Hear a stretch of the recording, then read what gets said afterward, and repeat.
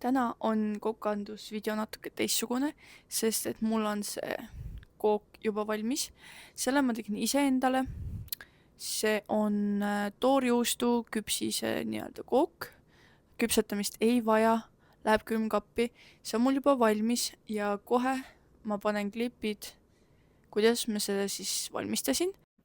Mina purustasin 10 küpsist ja lisasin juurde kookospalmi suhkrut. Siis sulatasin umbes 20 grammi võid, aga sellest jäi väheseks, tuleb rohkem panna. Lisasin või küpsise segule.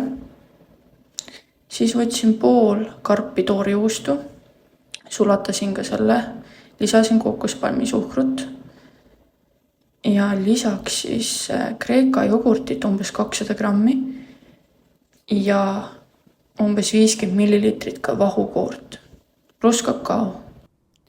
Ja see kook on siis nagu lahjema kaloraažiga.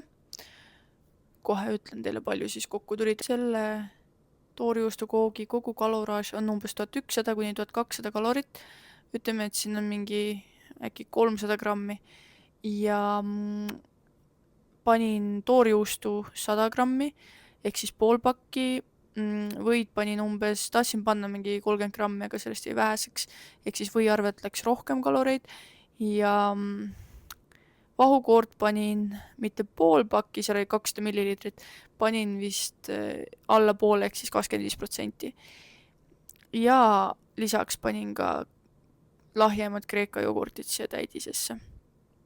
Ja põhimõtteliselt, kui sa sööd selle koogi ära mingi 2 päevaga, ehk siis mingi 550 täiesti fine, või ikka 3 päevaga süüa, siis on kaloraaž veel madalam.